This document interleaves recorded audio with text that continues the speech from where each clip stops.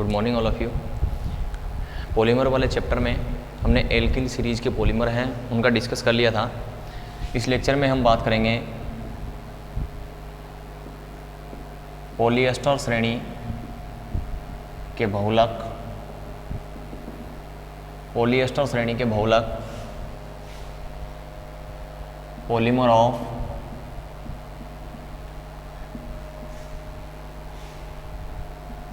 Polyester series, polymer of polyester series.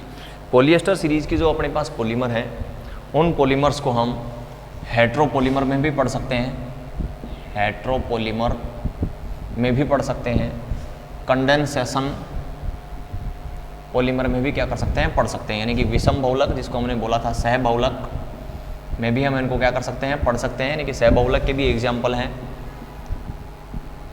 संगनन बहुलक के भी ये क्या हैं, एग्जाम्पल हैं।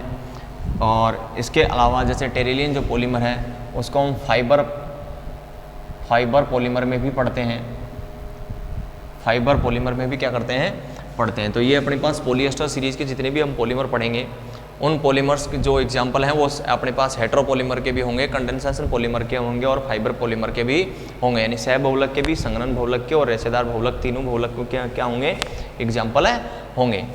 पॉलीएस्टर सीरीज़ के अगर हम सीरीज़ के पॉलीमर्स की बात करें तो हम लेते हैं इनके एग्जाम्पल, और इसके एग्जाम्पल में अपना पहला जो पॉलीमर आता है वो आता है टेरिलीन, जिसका दूसरा नाम होता है डेक्रॉन। और नेक्स्ट जो अपने पास आता है वो आता है ग्लिप्टल,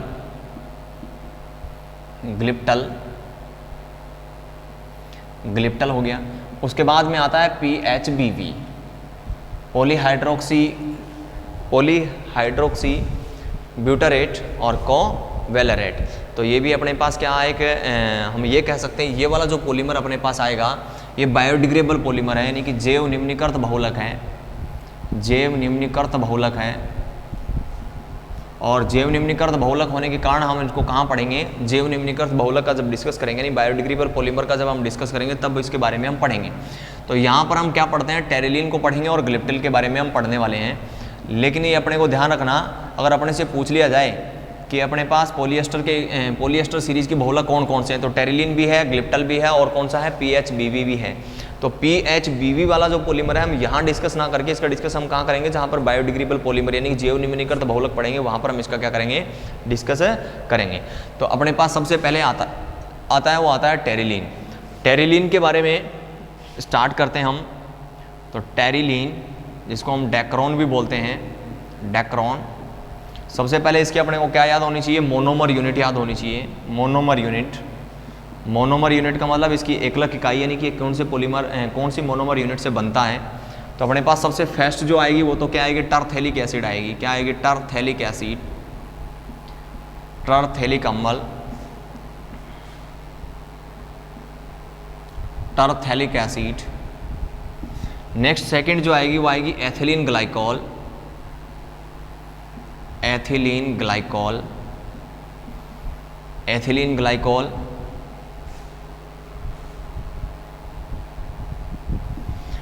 टरथेलिक एसिड का जो अपने पास फॉर्मूला होता है वो होता है बेंजीन रिंग के ऊपर, बेंजीन रिंग के 1,4 पोजीशन के ऊपर, बेंजीन रिंग के 1,4 पोजीशन के ऊपर क्या आता है, COOH ग्रुप आता है।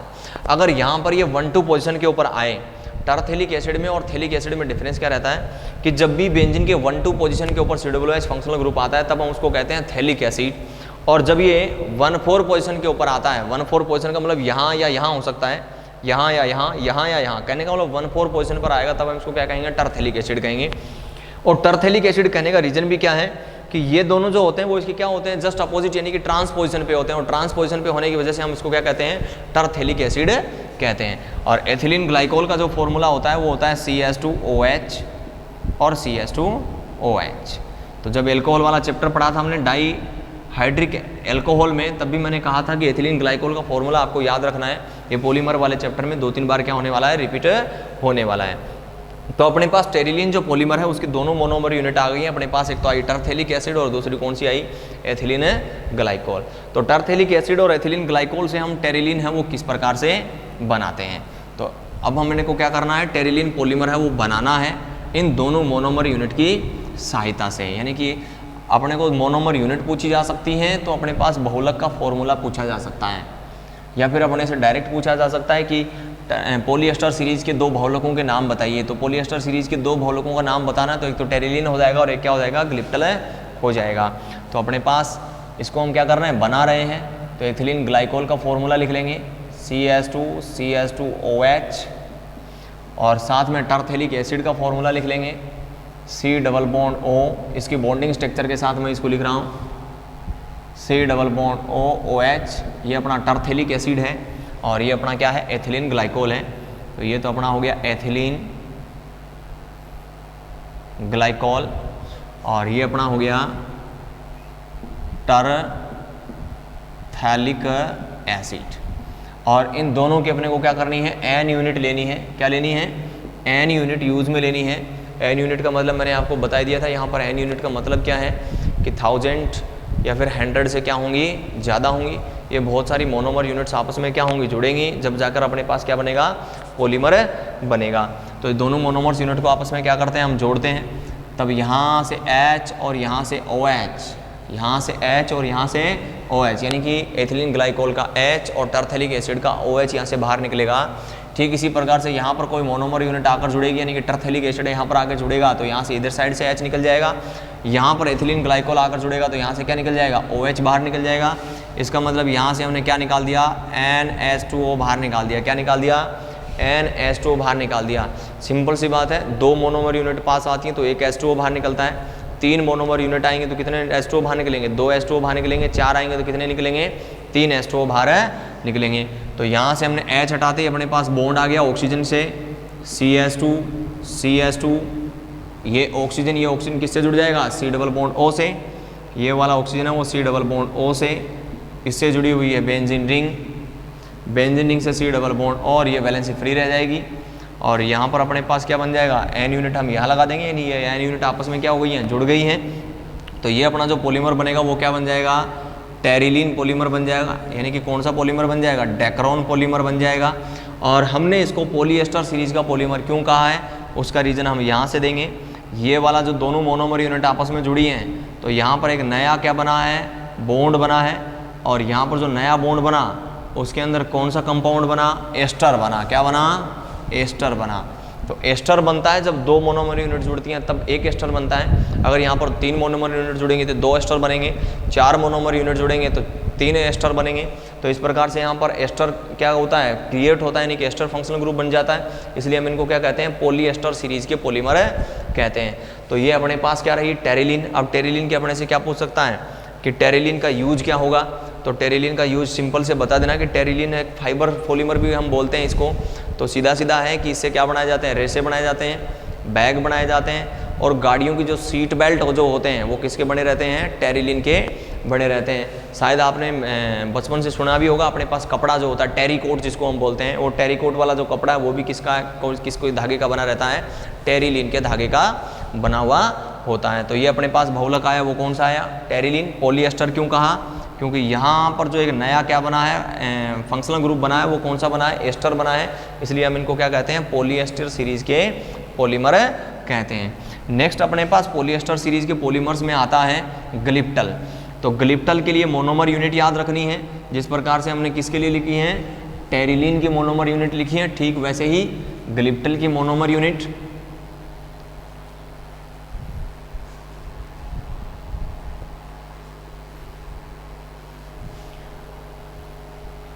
तो नेक्स्ट अपने पास आता है ग्लिप्टल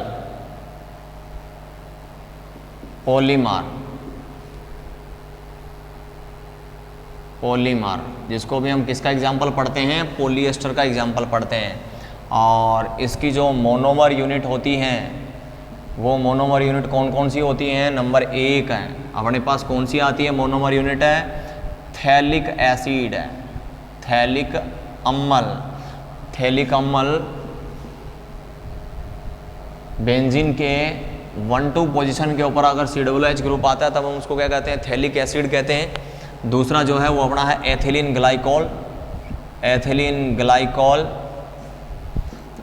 ग्लाइकोल का फॉर्मूला क्या लिखा था हमने, CH2OH OH। तो अपने पास थैलिक एसिड का फॉर्मूला हो जाएगा बेंजीन रिंग के ये 1 पोजीशन पे और जस्ट अगली सेकंड पोजीशन पे 1-2 पोजीशन के ऊपर जब COOH ग्रुप आएगा तब हम उसको क्या कहेंगे, थैलिक एसिड कहेंगे।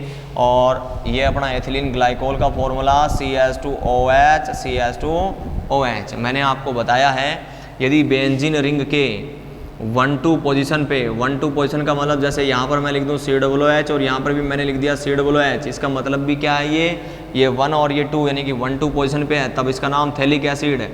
यहाँ रख दिया तो भी ये 1 और 2 तो भी ये क्या है, थैलिक एसिड है।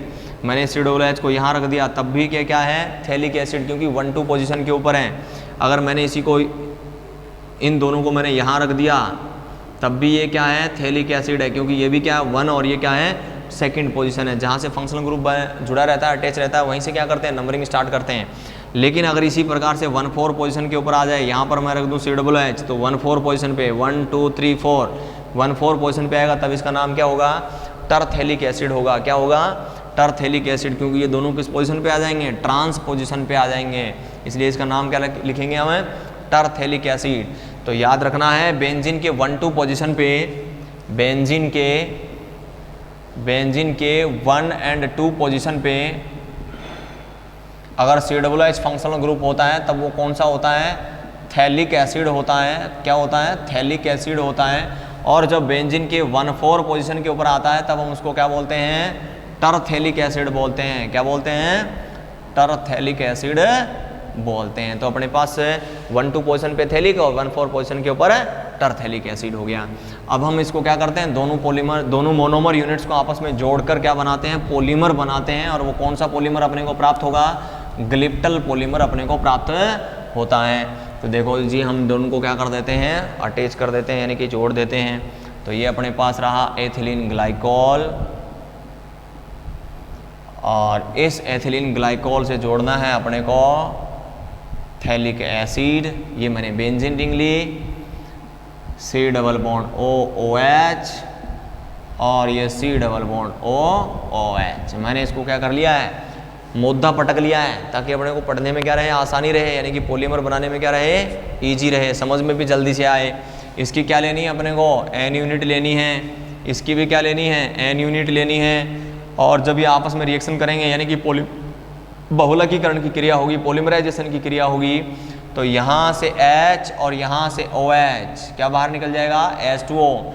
इधर कोई थैलिक एसिड आकर जुड़ेगा तो H, यहाँ पर कोई एथिलीन ग्लाइकोल आकर जुड़ेगा तो यहाँ से OH निकल जाएगा, और यहाँ से क्या बाहर निकलेगा, NH2O बाहर निकल जाएगा। तो बॉन्डिंग स्ट्रक्चर इस प्रकार से, ये ऑक्सीजन एक बॉन्ड फ्री रह जाएगा इस साइड में, CH2 ये वाला जो ऑक्सीजन है वो इस C+O से C+O, और ये किससे जुड़ा हुआ है, बेंजीन से जुड़ा हुआ है। और यहाँ C+O, और ये बॉन्ड क्या रह जाएगा, आगे फ्री रह जाएगा, और इसकी क्या N यूनिट है वो क्या लिख देंगे, आगे लिख देंगे। यानी कि इस प्रकार से क्या होता है, ये बार बार रिपीट होता है, यानी कि यही स्ट्रक्चर है उस पॉलीमर में बार बार क्या होती है, रिपीट होकर आती है। तो यहाँ पर जो अपना पॉलीमर बना वो कौन सा पॉलीमर बना, ग्लिप्टल पॉलीमर बन गया, यानी कि ग्लिप्टल बहुलक बन गया। लेकिन यहाँ पर जो एक नया फंक्शनल ग्रुप बना, वो फंक्शनल ग्रुप कौन सा है, एस्टर है। कौन सा है, एस्टर है। इसलिए ग्लिप्टल को भी हम क्या कहते हैं, पॉली एस्टर सीरीज का पॉलीमर कहते हैं। तो पॉली एस्टर सीरीज के पॉलीमर में हमने कितने एग्जाम्पल लिए, 3 एग्जाम्पल लिए। कौन कौन से, terylene, glyptal, PHBV poly beta hydroxy valerate को बीटा हाइड्रोक्सी ब्यूटारेट, या बीटा हाइड्रोक्सी ब्यूटारेट को बीटा हाइड्रोक्सी वेलरेट, ये अपना पूरा नाम होगा PHBV का। लेकिन PHBV जो है एक बायोडिग्रेडेबल पॉलीमर है, यानी कि जैव निम्नीकृत बहुलक है। तो बहुलक के लास्ट टॉपिक जो आता है उसको आता है जैव निम्नीकृत, यानी बायोडिग्रेडेबल पॉलीमर कौन से होते हैं, नॉन बायोडिग्रेडेबल पॉलीमर कौन से होते हैं, तब वहाँ पर आकर इनका क्या करेंगे, PHBV को हम पढ़ेंगे। लेकिन PHBV वास्तव में देखें तो एक पॉलीएस्टर का क्या बनता है, पॉलीएस्टर सीरीज का क्या बनता है, बहुलक बनता है। अब नेक्स्ट हम आगे चलें तो नेक्स्ट अपने पास क्या आता है, ग्लिप्टल आता है। टेरिलीन को हमने पढ़ लिया, जिसकी 2 मोनोमर यूनिट थी। दोनों मोनोमर यूनिट में एक तो टरथैलिक एसिड था और एक क्या था, एथिलीन ग्लाइकोल। ग्लिप्टल में क्या था, थैलिक एसिड और एथिलीन ग्लाइकोल। अब डाउट ये रहता है कि सर टरथैलिक एसिड और ग्लिप्टल दोनों की मोनोमर यूनिट्स क्या है, लगभग सेम है, तो याद कैसे रहेंगी। तो याद रखने का देखो सीधा सीधा है, टेरिलीन जो है वो कहाँ से स्टार्ट होता है, टे से शुरू होता है, और इसकी जो मोनोमर यूनिट है वो क्या है, टरथेलिक एसिड है। क्या है, टरथेलिक एसिड है। तो ये भी किससे स्टार्ट होती है, टे से स्टार्ट होती है।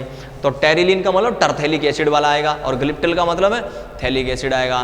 तो ये अपने पास याद करने का क्या रह गया, तरीका रह गया। तो ये 2 पॉलीमर अपने को याद रखने हैं पॉलीएस्टर सीरीज में। नेक्स्ट क्लास में हम नेक्स्ट पॉलीमर का क्या करते हैं, डिस्कस करते हैं। धन्यवाद।